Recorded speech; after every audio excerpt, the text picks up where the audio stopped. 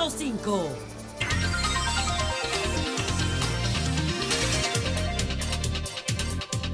Son las 6:59 minutos. Buenos días, dominicanos, dominicanas, ciudadanos y ciudadanas del mundo. Julio Martínez Pozo.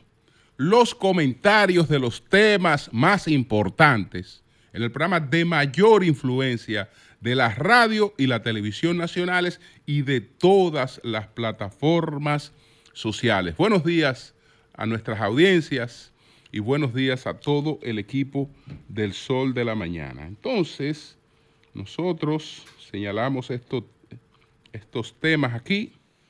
Europa, pues se adelanta a Trump en la guerra en Ucrania. RD y Haití, un parto único de la historia, para hacer referencia a la puesta en circulación en el día de ayer de el libro La diplomacia dominicana ante la crisis haitiana 2020-2024, que ocurrió ayer en nuestra Cancillería. Entonces, ahí vamos a hablar de varias cosas. Y bueno, vamos a hablar también de las pretensiones de forzar una justicia distinta para algunos casos. Vamos a hablar de todas estas cosas. Pero en primer lugar, déjeme buscar aquí lo que tiene que ver con el segundo teniente de la policía, Junior Reyes. Segundo teniente Junior Reyes, que fue asesinado en Jainamusa. Ustedes saben que hubo hay tres uniformados asesinados en una semana en diciembre. Estuvo el caso del sargento Eddie Calcaño Castillo, que ese fue el caso que ocurrió el 14 de diciembre en Baní. Y se busca a quien lo asesinó, un tal alias Mantequilla, que lo asesinó totalmente porque es un criminal, porque es un individuo altamente peligroso, el tal Mantequilla. Pero no había la menor necesidad de llegar hasta ahí, porque nunca su vida estuvo en peligro, la del tal Mantequilla, sino que fue un remate. Entonces se busca al tal Mantequilla, que eso ocurrió el 14 de diciembre en Baní. Se localizó a quien manejaba la motocicleta de donde estaba el tal Mantequilla y ese murió.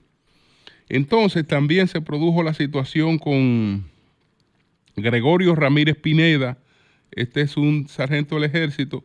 Eso ocurrió en San Cristóbal el 10 de diciembre. Y el caso al que me refiero ahora es el del segundo teniente Junior Reyes Chalas. Ese fue el 15 de diciembre en Jainamusa. Entonces esto fue lo que informó la policía en el día de ayer. El capitán de la Fuerza Aérea de la República Dominicana, Franklin G. Pérez Camacho, habría sido la persona encargada de ubicar al compañero de armas del segundo teniente Junior Reyes Chala mientras conducía una jipeta en la que se trasladaba junto a los dos asaltantes. Reyes Chala fue asesinado el pasado domingo 15 de diciembre en el sector Jainamosa, municipio de Santo Domingo Este. Entonces, el caso es que aquí está involucrado un capitán de la Fuerza Aérea Dominicana. Y el caso, uno no sabe si era de robo o era de otra naturaleza, porque la cantidad de personas que estaban involucradas en esto, incluyendo un capitán, para ubicar un compañero de armas, etcétera, traducen otra cosa. Traducen otra cosa. Traducen una inconformidad o algo por otra cosa. Porque, ¿qué querían de esta persona? El arma. Una persona que está jugando dominó en la calle, va a estar con una cantidad de dinero importante, ¿no? Tal vez el arma, o probablemente había algún conflicto con él. Había alguna situación con él. Esperamos que todo esto se esclarezca y hacemos llegar nuestras condolencias, nuestra solidaridad con esas familias que están pasando por todas estas situaciones. Señores, cuando decíamos que Europa se adelanta a Trump, me refiero a una reunión que se celebró ayer en Estonia. Entonces, 10 países europeos que son parte de un grupo que se denomina el Grupo Fuerza Expedicionaria Conjunta, decidieron poner sobre la mesa para el año próximo 12.000 millones de euros para apoyar a Ucrania. 12.000 millones de euros entre esos 10 países. Esos 10 países están encabezados por Reino Unido, pero también está Estonia, Países Bajos, Islandia, Letonia, Lituania, Noruega, Suecia, Finlandia y Dinamarca. Fíjense que hay unos países europeos, aquí estamos mencionando países sobre todo escandinavos, pero hay unos países europeos que no aparecen citados en esta reunión. Tal vez se tomaron ese cuidado, pero es evidente que deben estar apoyando esta iniciativa. Ahí no hemos escuchado el nombre de España, ni hemos escuchado a Francia, por ejemplo, ni hemos escuchado a Alemania, en esos nombres que se han citado ahí, que son actores clave y mucho más grandes. Pero estos países se han comprometido a buscar 12.000 millones de euros para la guerra en Ucrania. Y han planteado las razones por las que lo hacen. Porque ellos dicen que se está hablando de paz, pero que la paz tiene que negociarse en condiciones de fortaleza para Ucrania. Es decir, que no puede ser en unas condiciones en las que Ucrania esté perdiendo la guerra, que se lleve a cabo una negociación de paz. Y que entonces hay que reforzar a Ucrania. Todo esto es un adelanto a la llegada de Trump e imponerle una situación de hecho, porque Trump es un actor internacional nuevo que viene con unos planes nuevos. Pero como usted no es un jugador solo en el tablero, desde luego que tiene que tomar en cuenta a los otros. Y Trump tiene un problema con Europa. Él quisiera, tener un poco a Estados Unidos con más prudencia frente a la OTAN y que Europa económicamente, tenga mayores iniciativas y dependa menos en el terreno militar de Estados Unidos y en el terreno financiero de Estados Unidos. Perfecto. Si él llevara a cabo una política de esa naturaleza, resulta que más para adelante vive gente. Es decir, que él no puede ignorar nunca su conflicto con China. Nunca lo puede ignorar su conflicto con China. Y el vacío, el descuido, el alejamiento que tenga en términos geoestratégicos de algunos países, ese vacío no se queda vacío. Es una sesión de está cediendo influencia. Y no creo que eso resulte a la larga ser la estrategia de Estados Unidos. Por eso esta gente se adelanta y le impone una situación de hecho. No. Nosotros lo que venimos es a reforzar a Ucrania. Vamos a ver con qué tú vienes. Y nuestra política, estamos de acuerdo con negociar la paz, pero la paz sobre condiciones favorables para Ucrania y sobre condiciones ventajosas para Ucrania, no sobre condiciones de debilidad. Esa es, digamos, la lectura inmediata, más rápida sobre estos países y su decisión de buscar 12,000 millones para el año que viene para Ucrania, que después vamos a ver el contraste con el financiamiento para Haití. Entonces, otro tema que quiero mencionar es que Honduras ha querido dejar su cosa clara. Desde la primera declaración del presidente guatemalteco, el presidente Bernardo Arévalo, él había desvinculado a Honduras de este cargamento de drogas que fue incautado e incinerado con urgencia en República Dominicana.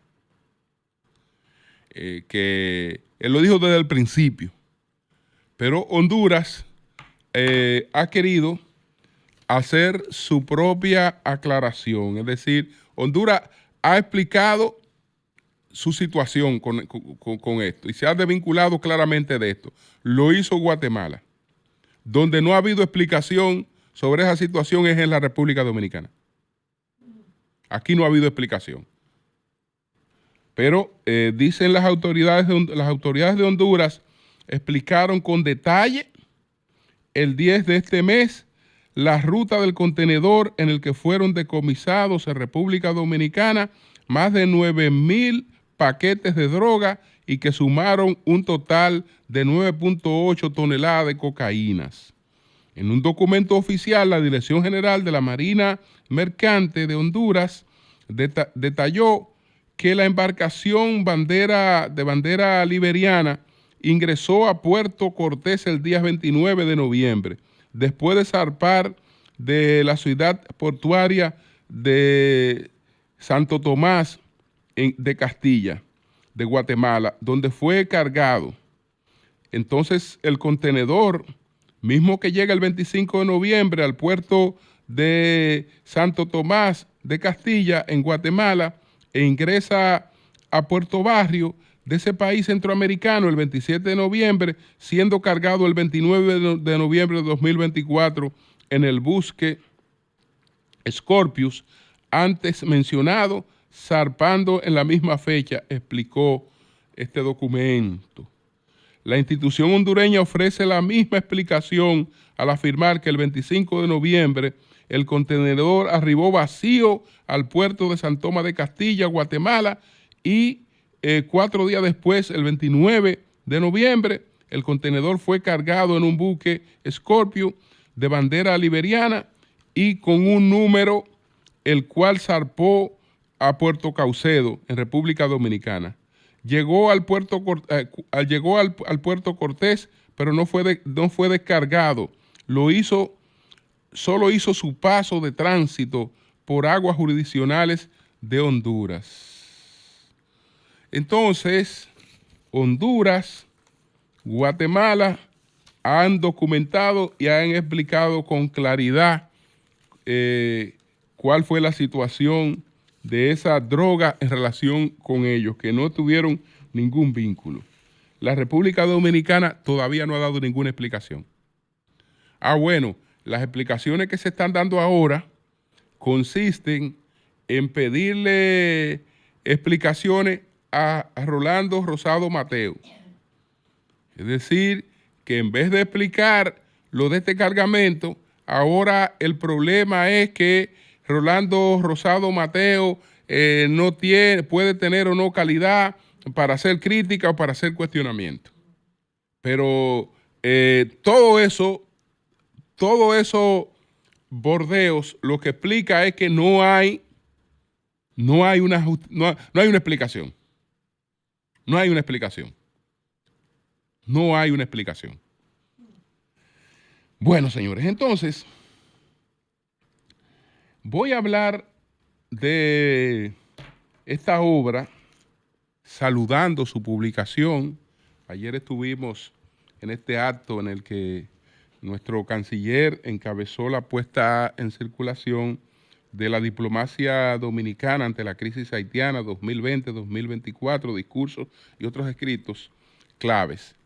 Entonces, esta obra refleja el esfuerzo de la diplomacia dominicana para abordar las complejidades de las relaciones dominico-haitianas.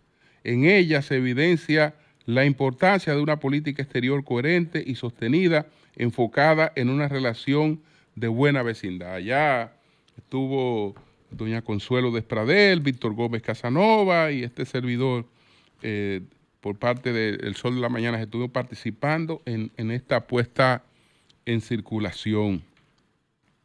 Hubo 3 oradores, Anselmo Muñiz, que es el director de estudios y análisis estratégico de la Cancillería, que habló del contenido de la obra, cómo se estructuró, los criterios que se tomaron en cuenta para ofrecer un compendio sobre lo que ha ocurrido en las relaciones diplomáticas entre Haití y la República Dominicana en el periodo 2020-2024.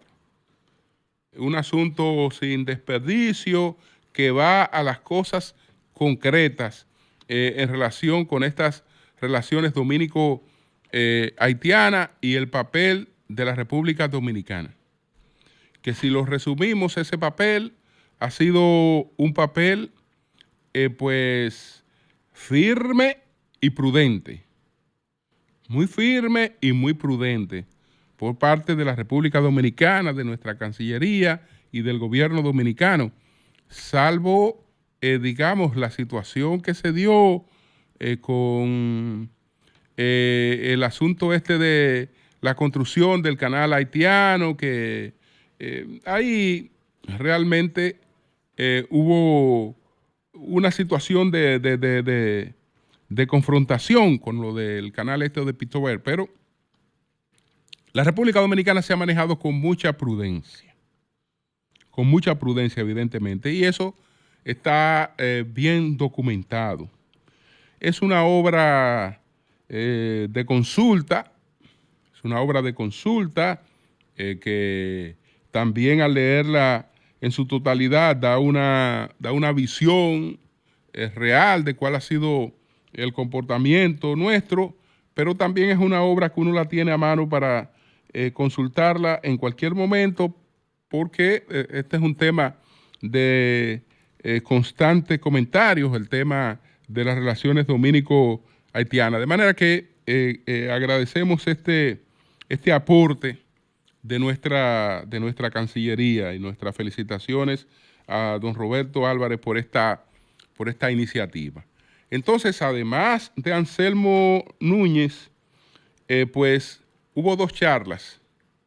Una charla de don Aníbal de Castro y una charla del canciller don Roberto Álvarez. En la charla de don Roberto Álvarez recibimos algunas informaciones que son importantes. Por ejemplo, en relación con la misión de mantenimiento de la paz en Haití. ¿Qué pasa con esta misión? Bueno, el Consejo de Seguridad de la ONU, al momento de aprobarla, habló de 2.500 hombres. Y después, entonces, esta misión estuvo a punto de transformarse en otro tipo de misión. Lo que informó el canciller anoche, y eso coincide con lo que ha dicho también el embajador de Estados Unidos en Haití, es que la misión bajó sus expectativas.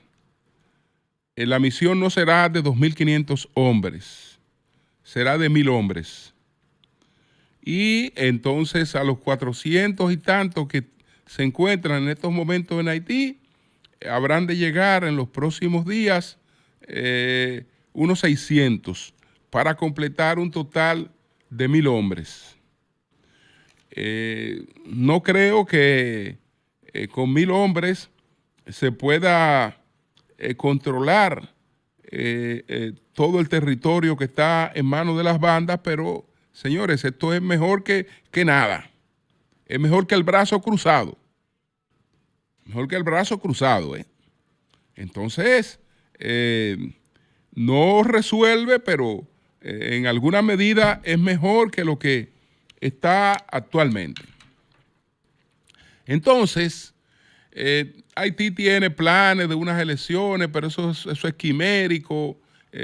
Mientras no se resuelve ese problema y la comunidad internacional no tenga otra postura, todo eso es quimérico. Ustedes saben cuál es el financiamiento para la misión en Haití que está aprobado. Eso lo informaba el canciller ayer. Unos 600 millones de dólares. Ustedes ven versus que 10 países decidieron buscar 12.000 millones de euros para la guerra en Ucrania el año próximo. Para Haití son 600 millones de dólares al año y no se acaban de buscar. Es más, la misión en gran medida podemos decir que fracasó en un 50% porque su montaje, por falta de financiamiento. Por falta de financiamiento fracasó el montaje de la misión tal y como se lo había propuesto. Que no conocía cuál era la posición de Rusia y el canciller la identificó claramente ayer. Y cuando escuché lo que el canciller dijo, le dije a Víctor, estoy de acuerdo con Rusia, porque fue lo que yo había planteado aquí. Cuando se dijo, mira, vamos a transformar esta misión, esta MSS, vamos a transformar esta misión de la seguridad en Haití por los cascos azules, por una misión de paz de la ONU. Caramba, pero si usted no cumplió con lo primero que planificó, usted no puede irse a otra cosa porque usted está diciendo que fracasó lo que no se ejecutó. Pero además, si no cumplió con lo primero, va a cumplir con una cosa que tenga mayores expectativas. Pero la ONU sufre de eso, ¿eh? La ONU sufre de eso. Ustedes recuerdan que los objetivos del milenio, eran 8. No se cumplieron los 8 y entonces los objetivos 2030 posteriormente son 17 y tienen 259 metas. Pero no cumplimos con 8, ahora nos fuimos para la próxima con 17 y con 200 son 59 metas. Vamos a cumplir menos. Entonces, lamentablemente está esa situación de estancamiento y frente a esa situación de estancamiento la República Dominicana está muy arriesgada y estamos de acuerdo con que nuestra política ha sido firme y ha sido prudente. Entonces, en relación con la charla de don Aníbal de Castro, buena porque él hizo un recorrido histórico. Lo que quiero sí llamar la atención es en el énfasis que parece haber sido, digamos, el propósito de su charla en motear de radical al nacionalismo. Es decir, en hablar del nacionalismo dominicano como un nacionalismo radical y en dirigirse en esos términos, que lo hizo 2 veces en su discurso y fue lo único que repitió 2 veces, lo que quiere decir que ese era el propósito de su discurso. Ese era el propósito de su discurso. Yo creo que eso es injusto pero además creo que si hemos tenido políticas como esta que se presentan en esta obra, y hoy podemos decir claramente que nuestro gobierno ha tenido una política firme pero prudente en defensa del interés nacional, eso no ha dejado de ser así, justamente porque el gobierno ha tenido la presión de una sociedad. Porque una sociedad ha estado pendiente y ha estado exigiendo constantemente. Porque el gobierno sabe lo que representa esa temática y cómo se sensibiliza el pueblo dominicano con esa temática. Es decir, que en parte de estos logros que tenemos aquí y en parte de esta política que hemos tenido, que hemos podido llevar a cabo, está justamente ese discurso. Está ese discurso y todo lo que el alma nacional expresa en sus preocupaciones. Porque la prudencia de la que habla don Aníbal es entendible sobre todo cuando no eres el que está perdiendo los espacios en los hospitales, cuando no eres el que está perdiendo los espacios en las escuelas. Entonces, desde ese punto de vista, si no eres el que está perdiendo esos espacios, si no eres el que te está viendo todos los días impotentemente desplazado, tú puedes ser muy prudente. Tú puedes ser muy prudente, pero el que está en esas otras circunstancias no puede hacer otra cosa que exigirle y de manera apasionada y como fuera su gobierno que enfrente esa situación. Eso con relación a esa temática. Bueno, lo dejo ahí porque me queda otro de los temas que presenté. ¿Qué es este propósito de participación ciudadana que le ha pedido al Consejo Superior del Poder Judicial crear una justicia particular para unos individuos?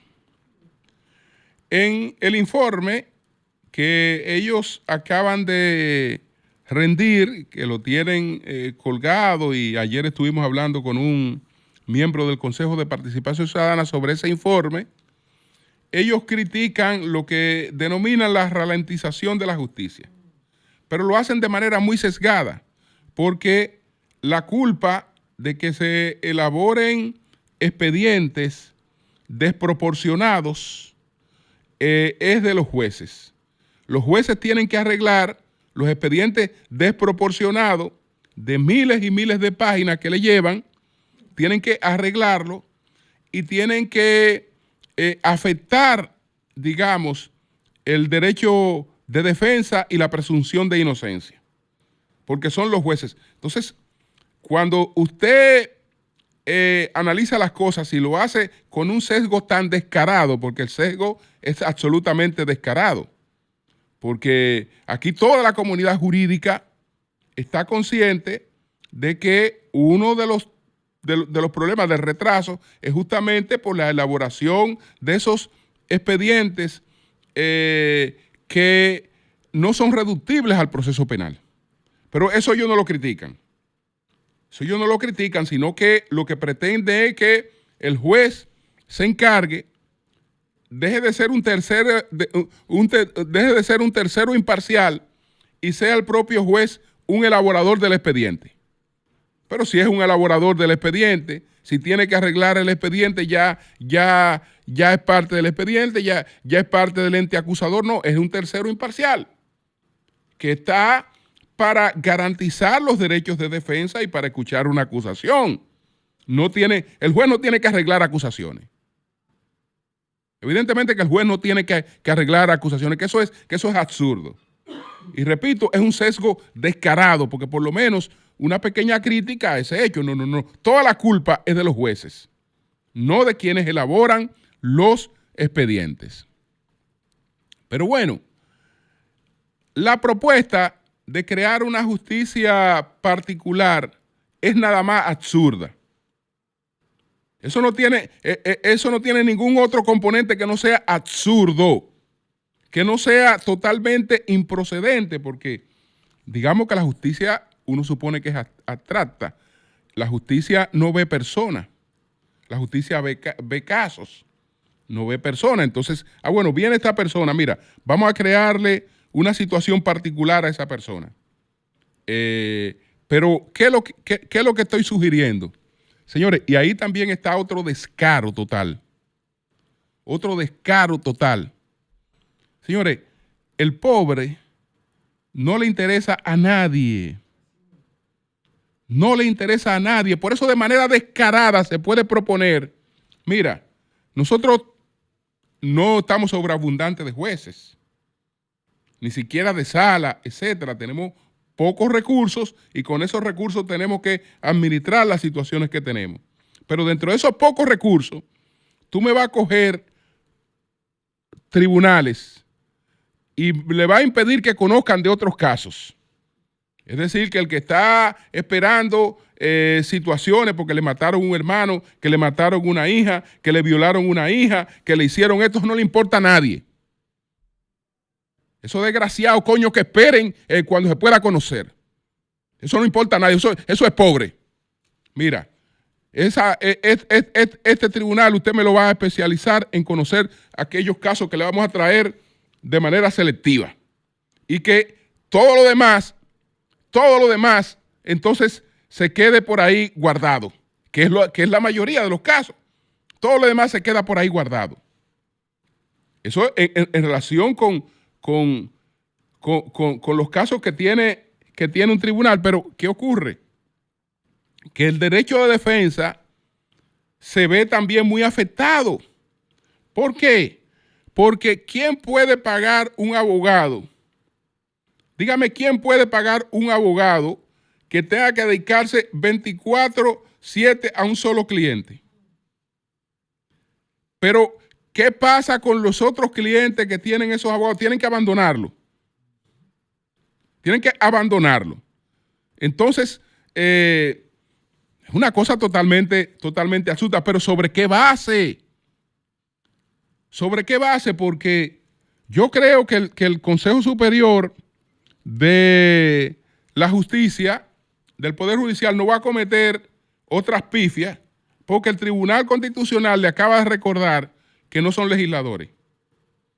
Le dijeron, mira, el escalafón, eso es por ley, y una serie de cosas, eso es por ley. Ustedes no pueden disponer cosas distintas a lo que la ley pauta, porque ustedes estarían legislando. Ahora lo que se le está proponiendo es que ellos creen una justicia particular, porque si quisiéramos una justicia especial para los casos de corrupción, eso tenemos que crearlo por ley. Tenemos que crearlo por ley y en todo caso aplicaría para casos futuros.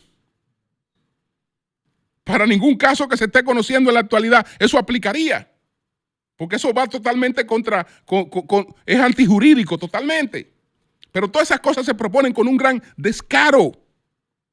Con un gran descaro de gente que se arroga una representación de la sociedad. Y los políticos no entienden que de lo que se trata en gran medida es de el desplazamiento de la función del político. Porque es gente que se arrebata una representación y en nombre de una representación, porque ¿a santo de qué? Puede una ONG ir a visitar y que el Consejo Superior del Ministerio de la Justicia a llevar propuestas. ¿A santo de qué? ¿Pero a santo de qué? Ah, no. Sin ningún problema. Entonces, todas estas cosas, señores, nos indican que de lo que se trata aquí es de sesgo, de descaro, no de otra cosa. No de otra cosa. Cambio y fuera.